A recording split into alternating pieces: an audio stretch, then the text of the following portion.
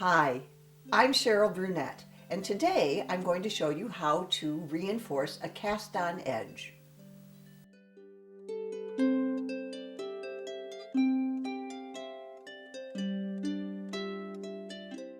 This episode was inspired by a comment I got on the channel recently. It was from Priyamvada. I hope I've said your name right. And it is this. Dear Cheryl, I started knitting a cardigan for my mom a few months back and am done with the back. I have done a fishtail lace pattern halfway through till I start decreasing the stitches for the armholes. The problem is that some time ago I showed my work to an aunt of mine and she suggested that I should have included ribbing in the work as well. My reason for not including the ribbing was that I wanted the pattern to come out better, since the pattern gives a zigzag edge and the ribbing would not allow that. However, she said that without the ribbing, the work would be more prone to tearing and unraveling in the future.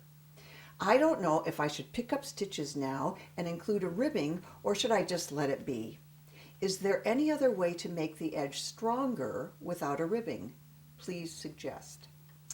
So my answer was this. I do not think you need to add a ribbing. A cast-on edge is a cast-on edge, and there's no reason that the one at the bottom of a ribbing would be any stronger. I think it was a good choice not to use ribbing because of the zigzag edge, and if you're concerned about the strength of the edge, you might add a crocheted crab stitch. It's easy to do and gives a nice finish. You could even do a simple slip stitch, again with a crochet hook.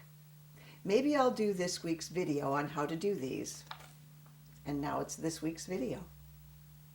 After working a few repeats of this pattern and playing with the edges, I decided that the crab stitch, which is a backwards single crochet, is a little bit too heavy for this application because this is a lace.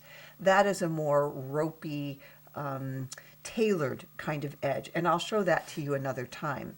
But the added slip stitch seemed to work just right to give this amount of structure and support that she might want. I worked it both on the front and on the back, and it gave a very different look. This one is a much more obvious look. This is a much more subtle look. If you worked it in the exact same color, you would hardly see that at all, and your loops are on this end. By itself, it tends to want to cup just a little bit, so even if you didn't feel the need to put more resilience or strength in this edge, you might want to use this to keep it from doing that cupping mechanism, which it will do after wear, probably. And this was just quickly steam blocked, so it hasn't been beaten to death, and this is a worsted weight wool. So let's look at how you do that. This is a bulky weight wool and a crochet hook. This is an I think, okay, which is a little bit cumbersome to work with. However, we will be able to do that. Again, I just quickly steam block this, and it has a tendency to want to cup up a little bit. So I will show you both how to work it from the front and the back. And if you don't crochet, this might go a little fast for you, and you might want to practice some crochet. Crochet to me is easier than knitting simply because I did it earlier. I was about 4 when my grandma had me crocheting miles, literally, of thin thread, and she would judge my chain, and she wouldn't let me make a butterfly and learn other stitches until my chain was just right. So you start by making a slip knot, just like you do often with knitting, and I'm going to show you the one that's on the front side first. You flip it over, and I hold my yarn for crochet the same way I hold it for knitting. It's just in the other hand. And I used a lace cast on here, so it's nice and flexible, and there's only a single thread for each stitch that I'm going to pick up. If you used a different cast on, you might be picking up 2 threads. It depends on what you did, but for this demonstration, I'm just using this. You insert your needle, you have your loop already on the needle, you insert your crochet hook, through the first stitch, you hook a piece of yarn and pull it through that and that.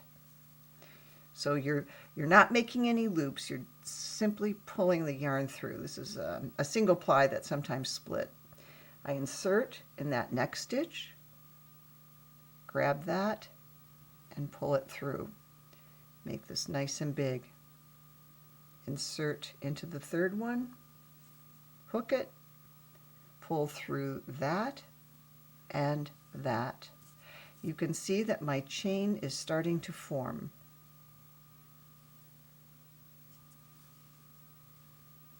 Insert, oops, only one, pull the yarn through both that cast on stitch and the loop on the needle. This is called a slip stitch. It's very similar to a chain stitch, except I'm catching that as well. The foundation of crochet, basically. And you can see that this is a very obvious stitch on the right side of the fabric. It's very visible, gives a lot of structure. It's important that you have these chains be the same length as your cast on stitches and as your lace itself, because you want it to be nice and flexible. This is a really flexible bind off, or a cast on, excuse me, and so you want to match that. Maybe a disadvantage of this is you don't like the look of that, and also if it has a tendency to cup in this direction, that doesn't work against it necessarily. It does give it extra bulk. It certainly is going to give it extra strength. Let me show you how you would do it if you worked it from the other side, and I see if I can keep myself from tangling too dramatically, because I'm working with two ends off the same ball of yarn. Again, I start with a slip knot. This time I'm going to start from the back end, but it's the same loops that I'm going to be picking up. These are just single loops along this edge, my cast on edge. So, and I've shown you this before. That's how I hold my yarn, and then I tension it with these fingers back here. Insert into the first cast on stitch, which is right there. Pull a single strand through both loops.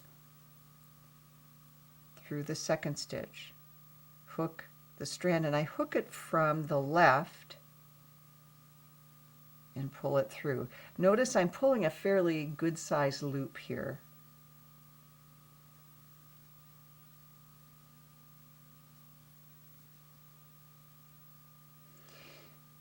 This is a pretty cumbersome size of yarn and needle to be working with. If you're working with tiny lace, I mean, you see so much fine crochet, right, with fine cotton threads.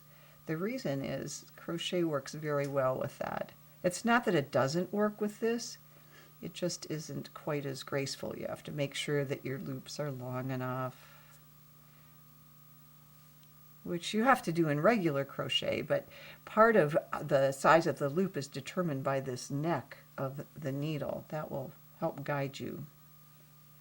In this case, I'm making the loops a little bit longer because they're going around a diagonal edge and a diagonal edge. So that's the exact same stitch, but I did it from the back side, and this is what it looks like from the front. So if you did that in the same color yarn, it would be very subtle. You wouldn't see that at all, and it will work to keep that from cupping upwards, which is what it naturally kind of wants to do. I think if I were making a cardigan, I think I would choose this one, but it is entirely up to you. And it also depends on your cast on too. Maybe a different cast on would work better with it on this side. Those are really handy little things to know, those edges. For me, today's episode was not just an opportunity to solve a knitting challenge. It was also an example of the ham story. The ham story's been around for a long time, and it starts with a young woman who is baking a ham for Easter dinner, and she gets out a kitchen saw, and saws off the end of the ham in order to put it into the roasting pan and put it into the oven. A friend of hers is there and says, "Why are you sawing off the end of the ham?" And she says, "Well, that's because that's how we've always done it. That's how my mom did it." The next time she saw her mom, she said, "Mom, why do you always cut the end of the ham off?" And her mom said, "Well, that's because that's what your grandma did. We always cut off the end of the ham." It was a couple of weeks later that she got to see her grandma, and she said, "Grandma, why is it that we cut the end off of the ham?" She was thinking maybe it made it cook faster or gave it more browning or something. And her grandma looked at her and said, "Well, it's because my roasting pan was really short. It was too small to hold the whole ham." Sometimes we do things like put a rib on a sweater because it's what we've done in the past and we've done it over and over again. Sometimes those are tried and true methods, and therefore we should follow those traditions, but it's always good to question what has gone on in the past and not necessarily just cut the end of the ham off. I hope you enjoyed today's episode. I hope you got something out of it and that you will join me again soon. I just got a new Facebook page. My wonderful, beautiful daughter-in-law helped me with a new logo, and I am now Cheryl Brunette, knitting teacher, and I'm trying to be consistent across the web, which I have not been before. So if you go there and like my page, that's a very good place to communicate with me. You can also communicate in the comments below, but the Facebook page is a place where you can upload images of problems that you're having or of things that you've completed or a Sweater 101 sweater that you've done. So thanks again. I'll see you soon. And until then, enjoy your knitting and be brave. It doesn't matter what your auntie tells you. Be brave and do what you know is right. And I hope this helped. Bye. Oop, it's coming right through her head. All right. Let's try that. Roll. Are we rolling? Uh-oh. Hello? Are you on? I think so. Hello? Excuse me. Boy, those pollens. I have to use my windshield wiper on the car in the morning because the pollens are so thick.